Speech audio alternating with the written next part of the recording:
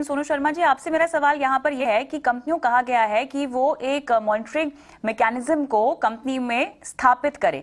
ये किस तरह के मैकेनिज्म की बात हो रही है? किस तरह से इसको स्थापित किया जाएगा? इसकी ट्रैकिंग कैसे की जाएगी? कंपनी के लेवल पर अगर मैं समझना चाहूं तो जिम्मेदारी इस अधिसूचना के बाद कितनी बढ़ गई है ताकि पारदर्शिता मेंटेन की जाए?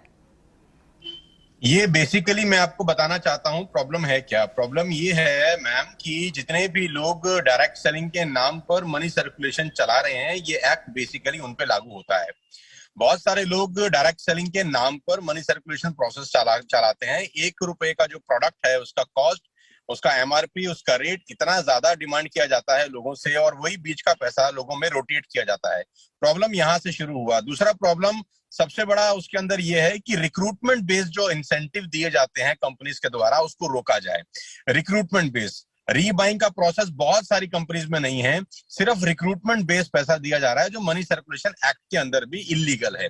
तो अभी इस लॉ के क्या कहते हैं फ्लोर पे आ जाने से बहुत सारी कंपनियां जो सिर्फ और सिर्फ मनी सर्कुलेशन चला रही है नेटवर्क मार्केटिंग के नाम पर, उन सब पे शिकंजा कसा जाएगा और सही कंपनी जो काम कर रही हैं उनको बहुत अच्छा काम करने का मौका मिलेगा।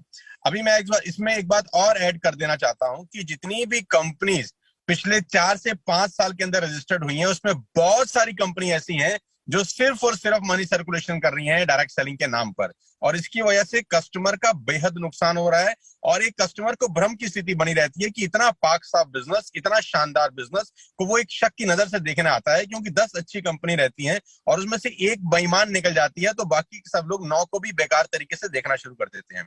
तो ये बहुत स्वागत योग्य एफर्ट है, और इसका जैसा कि सर बता रहे थे कि इसका इंतजार बहुत बहुत सारे सालों से था, और we are very thankful to the government of India कि ये फ्लोर पर आ गया है फंड। तो सोनू शर्मा जी, ये जो बिजनेस है ये कितना बड़ा है? और आपने यहाँ पे जिक्र किया पिरामिड और मनी सर्कुलेशन स्कीम्स का, जो कि डायरेक्ट सेलिंग कंपनीज कुछ चला भी रही थी। अब इस अधिसूचना के बाद इस तरह की चीजों पर, इन तरह के मामलों पर किस हद तक रोक लगेगी? इंडस्ट्री के विस्तार को लेकर ये कितना बड़ा कदम है? अभी फिलहाल अगर हम देखें तो मार्केट कैप के लिहाज से इन कंपनीज का कितना प्रपोर्शन है, और कितनी जरूरत थी इस तरह की अधिसूचना की, ताकि ग्राहकों को यह समझ में आए कि उनकी हितों का ख्याल रखने के लिए कोई ना कोई है, एक बॉडी है जो जिम्मेदारी लेती है, और आप अपनी शिकायत भी उन तक पहुंचा सकते हैं। मैम, सबसे पहले तो मैं आपके दर्शकों को और सब लोगों को ये बताना चाहता हूं कि पूरे हिंदुस्तान में डायरेक्ट सेलिंग जो अच्छी कंपनी है, जो सही कंपनीज कर रही हैं, एकमात्र ऐसा बिजनेस है जिसमें 100% वाइट की ट्रांजैक्शन होती हैं। आपको जान के बहुत हैरानी होगी, और कस्टमर को मैं बताना चाहूंगा, जितने भी कंज्यूमर्स हैं, कि जो सही कंपनीज हैं उसमें कोई भी बिलिंग, कोई भी प्रोडक्ट अगर सेल किया जाता है तो उसके ऊपर प्रॉपर बिल कटता है। आप कैश ट्रांजैक्शन नहीं कर सकते हैं, नंबर 1। नंबर 2, उसके ऊपर जीएसटी एप्लीकेबल होता है, जो गवर्नमेंट ऑफ इंडिया को कंपनीज डिपॉजिट करती हैं पर मंथ। नंबर 3, आपको जो भी कमीशन आता है वो टीडीएस करके, टैक्स कट के ही आता है। ये एकमात्र ऐसा प्रोफेशन है पूरे हिंदुस्तान के अंदर जहां 100% ट्रांसपेरेंसी होती है और लीगल सिस्टम अपनाया जाता है। आज ये करीब करीब 15,000 से 20,000 करोड़ रुपए का इंडस्ट्री है। नीति आयोग का खुद का ये मानना है, केपीएमजी का खुद का ये रिपोर्ट है कि अगर ये इंडस्ट्री सही रही तो 2025 तक करीब करीब 65 से 70 हजार करोड़ रुपए की इंडस्ट्री है, जहां एक आम भारतीय को रोजगार मिलने की अपार संभावनाएं हैं। आज हिंदुस्तान में आपको पता है कोविड-19 के कारण बहुत सारे लोगों को नौकरी की समस्या है, अनएम्प्लॉयमेंट अपने चरम सीमा पर है। ये एकमात्र ऐसी इंडस्ट्री है जो लोगों को अनएम्प्लॉयमेंट से मुक्त, जो प्रॉब्लम फेस कर रहे हैं लोग बाग, उनको एम्प्लॉयमेंट प्रोवाइड करा सकती है बनस्पत। इस पे आज ये जो नोटिफिकेशन आया है, ये ठीक तरीके से अगर लागू हो जाए, क्योंकि ठीक तरीके से लागू होना बहुत जरूरी है। कानून तो हिंदुस्तान में बहुत सारे हैं, अगर वो इम्प्लीमेंट ठीक तरीके से हो जाए तो मैं आपको बता सकता हूं कि 2025 में ये एकमात्र ऐसा उद्योग है जो बहुत सारे लोगों को, हजारों लाखों नहीं करोड़ों लोगों को एम्प्लॉयमेंट प्रोवाइड करा सकता है। बिल्कुल सही कहा आपने। जहां तक एम्प्लॉयमेंटेबिलिटी की बात है तो लगभग 7 मिलियन से ज्यादा लोग हैं जिनको रोजगार मिल रहा है इस इंडस्ट्री के जरिए। और उसमें भी खास बात यहाँ पर यह है, उल्लेखनीय बात यहाँ पर यह है कि 50% से ज्यादा तो इसमें महिलाएं हैं।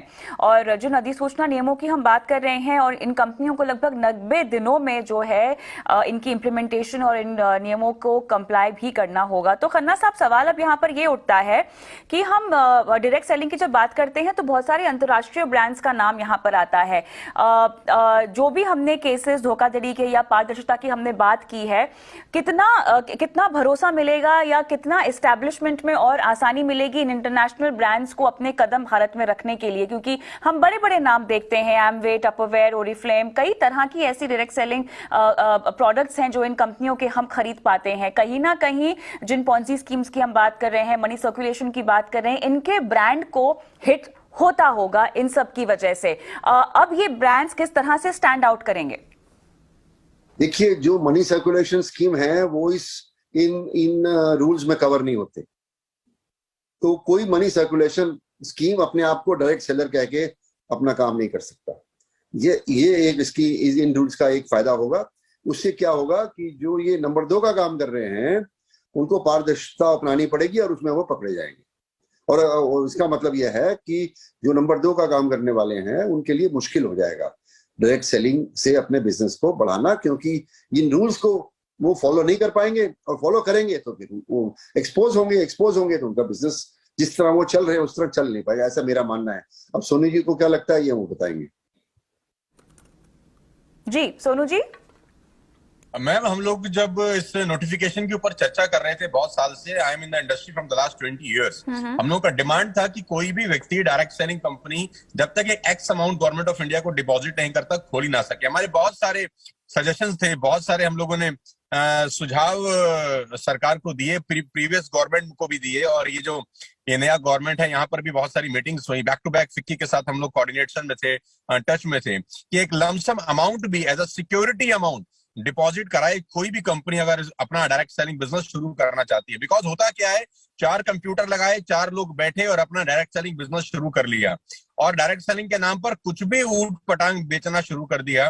वो प्रोडक्ट बेचने शुरू कर दिए जिसका रीबाइंग ही नहीं है, वो प्रोडक्ट जिसका क्वालिटी बहुत खराब है, वो प्रोडक्ट जिसका प्राइस इतना ज्यादा है कि एक आम आदमी की पहुंच से बहुत ज्यादा है।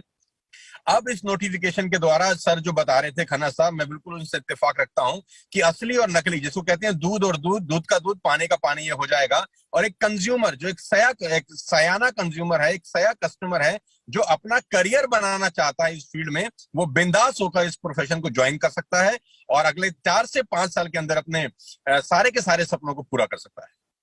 अच्छा, जिस शिकायत के निपटारे की हम बात कर रहे हैं सोनू जी, ये ग्रीवांस रिड्रेसल की पूरी प्रक्रिया क्या होगी? अगर मैं एक ग्राहक हूं जिसे अपनी शिकायत का निपटारा करवाना है या अपनी शिकायत पहुंचवानी है, तो ये पूरी प्रक्रिया क्या होगी? किस तरह से मुझे अप्रोच करना होगा और शिकायत का निपटारा कैसे होगा?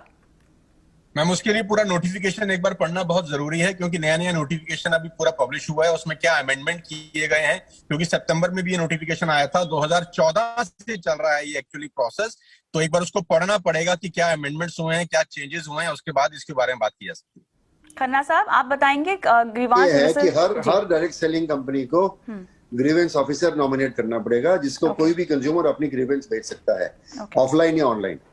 और एक नोडल ऑफिसर इनको नियुक्त करना पड़ेगा, और समय सीमा के अंदर जितने भी शिकायत आएंगे इसका निपटारा इन्हें खुद करना पड़ेगा। और हम तो ये सजेस्ट कर रहे हैं सरकार को कि एक स्टैंडर्ड है ISO 10001, ISO 10001 और 10002। ISO 10002 ये बताता है कि किस तरह किसी कंपनी को कंज्यूमर्स की कंप्लेंट्स को रिसीव करना चाहिए, एक्नॉलेज करना चाहिए, उनको प्रोसेस करके उनको निपटारा करना चाहिए। तो हर कंपनी अपना तरीका अपना सकती है, परंतु अगर एक मापदंड होगा तो वो सबके लिए आसान हो जाएगा और मॉनिटरिंग भी उसकी आसानी से हो जाएगी। इसलिए हम तो ये सजेस्ट कर रहे हैं गवर्नमेंट को कि ISO 10002 को अप्लाई किया जाए और इन रूल्स में ISO 10002 को भी मेंशन किया जाए। और अगर नहीं मेंशन करना चाहते हैं तो कंपनी स्वयं ही ISO 10002 फॉलो करना शुरू कर दें। वो एक ग्लोबल स्टैंडर्ड है कंज्यूमर कंप्लेंट रिड्रेसल का, और उससे उनकी कंपनी की साख बढ़ेगी।